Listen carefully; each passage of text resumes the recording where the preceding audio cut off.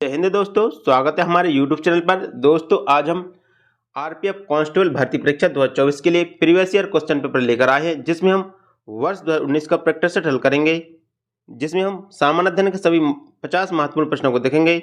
दोस्तों अभी तक हमने 14 प्रैक्टिस सेट हल किए हैं। यदि आपने नहीं देखा तो वीडियो को डिस्क्रिप्शन में जाकर आप देख सकते हैं। चलिए तो हम स्टार्ट करते हैं। हमारा पहला क्वेश्चन है, निम्न में से किस खेल से कूदने की क्रिया अनिवार्य रूप से संबंधित है। इसे पूछा गया कि किस खेल में कूदने की क्रिया अनिवार्य रूप से संबंधित है। तो कूदने की क्रिया है जो पोल बेल्ट में अनिवार्य रूप से संबंधित है। तो इसका राइट आंसर ऑप्शन ए होगा। हमारा अगला क्वेश्चन है, भारतीय रिजर्व बैंक द्वारा संपत्ति समायोजन सुविधा किस वर्ष शुरू की गई।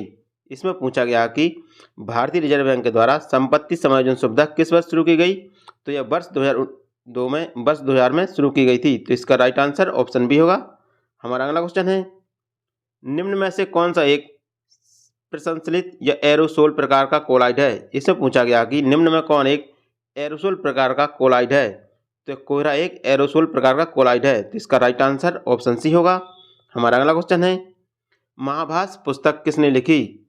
दोस्तों इसमें पूछा गया कि महाभाष्य पुस्तक किसने लिखी। तो महाभाष्य पुस्तक है जो पतंजलि के द्वारा लिखी गई है। तो इसका राइट आंसर ऑप्शन सी होगा।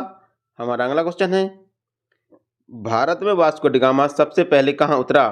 तो भारत में वास्को डी गामा सबसे पहले कहाँ उतरा था। तो कालीकट बंदरगाह उतरा था। कालीकट बंदरगाह उतरा था। इसका राइट आंसर ऑप्शन सी होगा। और वास्को डी गामा भारत में कालीकट बंदरगाह 1498 ईस्वी में आया था। कब आया था? 1498 ईस्वी में आया था। तो इसका राइट आंसर ऑप्शन सी सही होगा। हमारा अगला क्वेश्चन है, यदि कोई वस्तु तारों के रूप में ढाली जा सकती है तो वह कहलाएगी। इसमें पूछा गया कि यदि किसी वस्तु को तारों के रूप में ढाला जाए तो वह क्या कहलाएगी। तो वह नम्य कहलाती। क्या कहलाएगी? नम्य। तो वह नम्य कहलाएगी। तो इसका राइट आंसर ऑप्शन डी होगा। हमारा अगला क्वेश्चन है, दमन और दीव की सीमा रेखाएं किस भारतीय राज्य से मिलती हैं। इसमें पूछा गया दोस्तों कि दमन और दीव की सीमा रेखाएं जो किस भारतीय राज्य से मिलती हैं।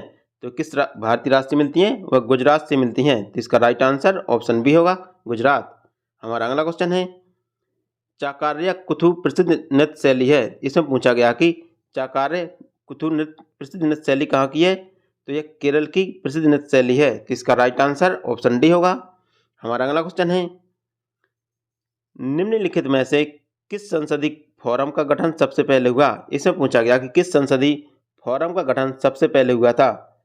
तो किसका हुआ था?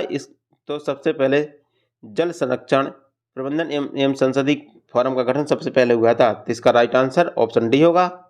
हमारा अगला क्वेश्चन है, महात्मा गांधी राष्ट्रीय ग्रामीण रोजगार गारंटी योजना का लक्ष्य न्यूनतम कितने दिनों तक रोजगार प्रदान करना है। इसमें पूछा गया कि महात्मा गांधी राष्ट्रीय रोजगार गारंटी योजना का लक्ष्य कितने दिनों तक रोजगार प्रदान करना है।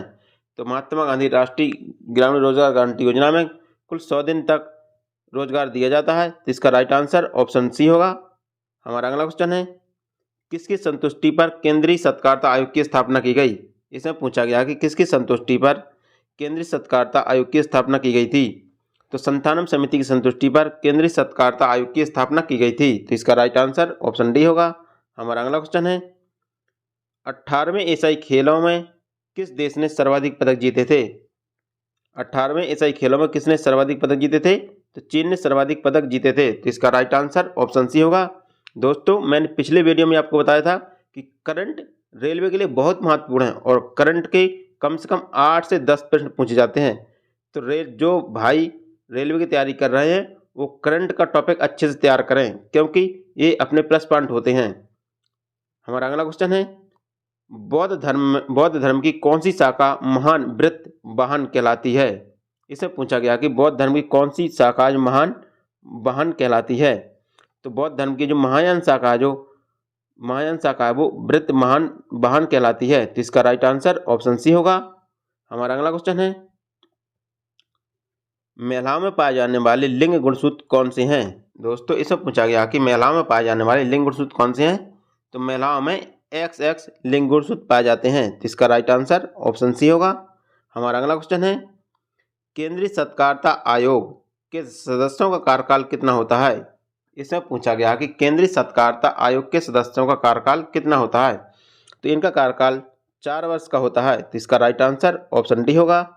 हमारा अगला क्वेश्चन है, मनुष्य का कान की आवृत्ति से अधिक ध्वनि नहीं सुन सकता है। तो मनुष्य का कान कितनी अधिक आवृत्ति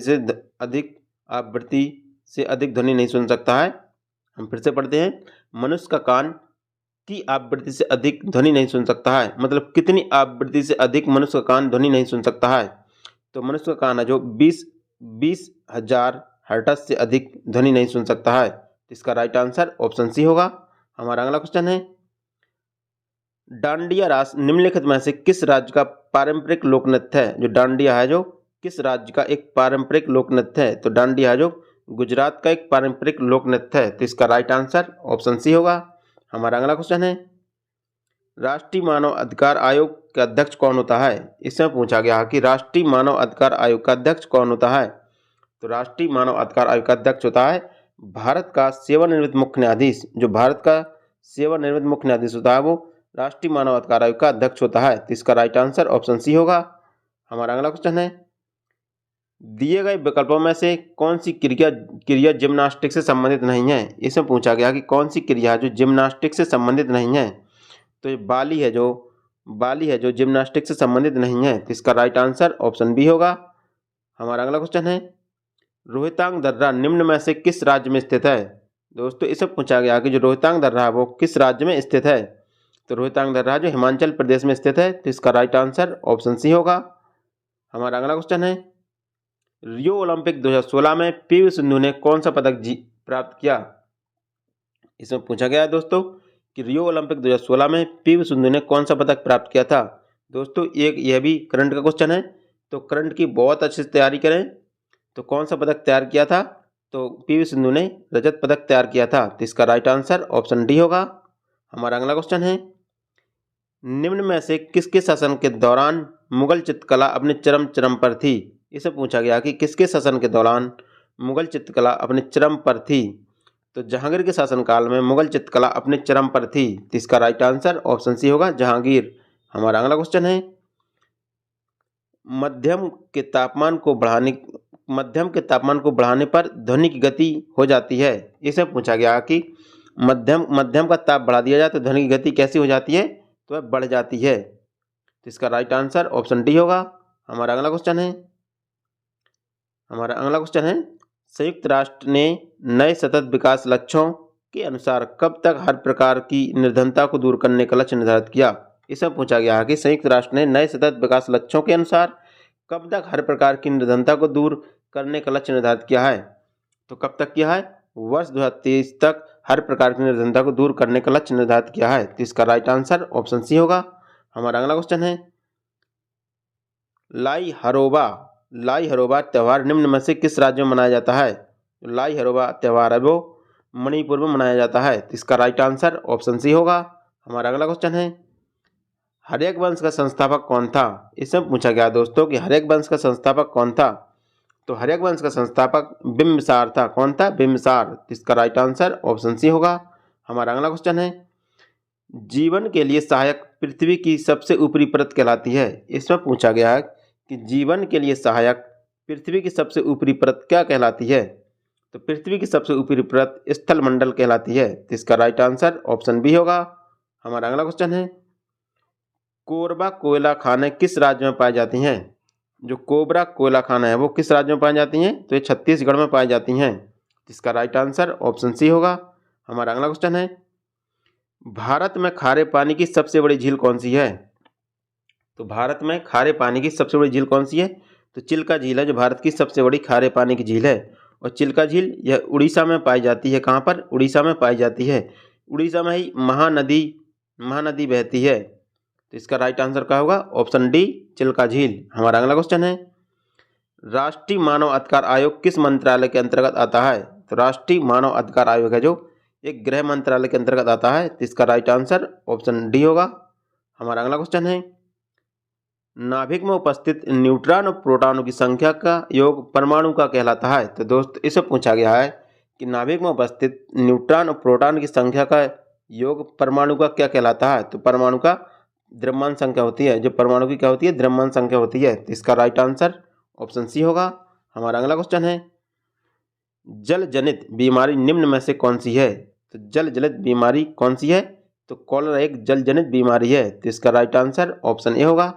हमारा अगला क्वेश्चन है, बेफिन द्वीप निम्न में से किस महाद्वीप में स्थित है? जो बेफिन द्वीप है जो किस महाद्वीप में स्थित है?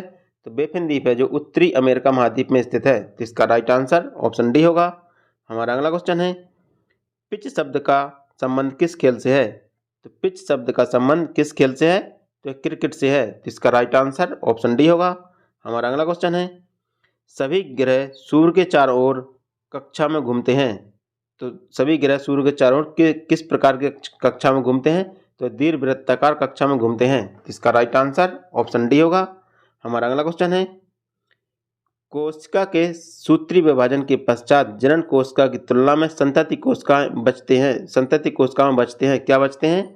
तो संतति कोशिकाएं बराबर होती हैं। कैसी होती हैं? बराबर बचती हैं। तो इसका राइट आंसर ऑप्शन बी होगा।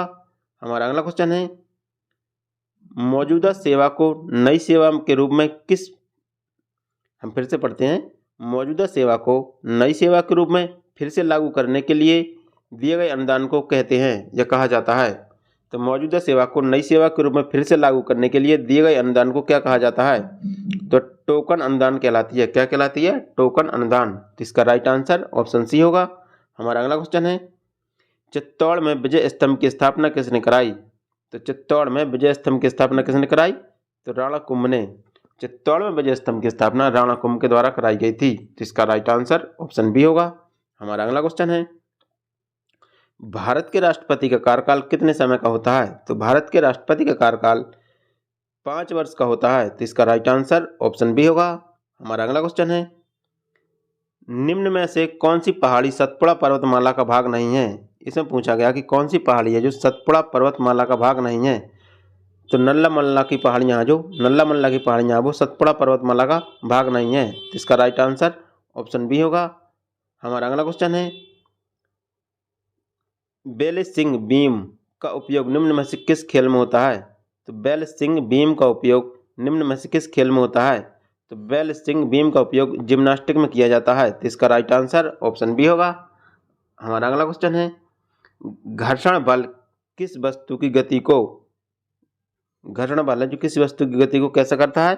तो विरोध करता है। क्या करता है? वह विरोध करता है। यदि कोई वस्तु ऐसी जा रही है, इस गति से इस दिशा में जा रही है, तो घर्षण बल उसका कैसा लगेगा? विपरीत लगेगा। तो घर्षण बल किसी वस्तु को क्या करता है? विरोध करता है। तो इसका राइट आंसर ऑप्शन बी होगा। हमारा अगला क्वेश्चन है, राज्य मानवाधिकार आयोग के अध्यक्ष की नियुक्ति किसके द्वारा की जाती है? इसमें पूछा गया कि राज्य मानव अधिकार आयोग के अध्यक्ष की नियुक्ति किसके द्वारा की जाती है? तो राज्य मानव अधिकार आयोग के अध्यक्ष की नियुक्ति है जो राज्यपाल के द्वारा की जाती है। तो इसका राइट आंसर ऑप्शन डी होगा। हमारा अगला क्वेश्चन है, निम्न में से कौन सी नदी भारत का सबसे बड़ा डेल्टा बनाती है? कौन सी नदी है जो भारत का सबसे बड़ा डेल्टा बनाती है?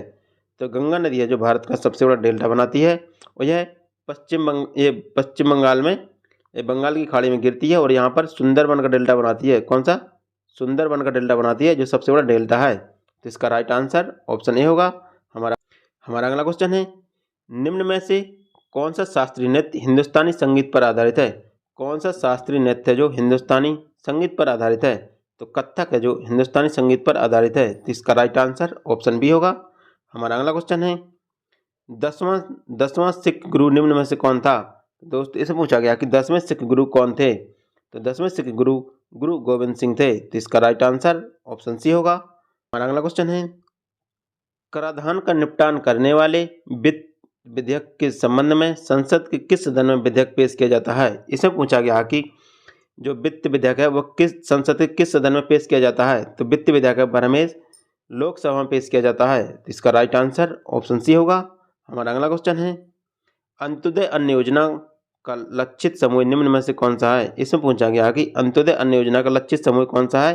तो सबसे गरीबी तबका जो अंत्योदय अन्न योजना का लक्षित समूह है। तो इसका राइट आंसर ऑप्शन ए होगा।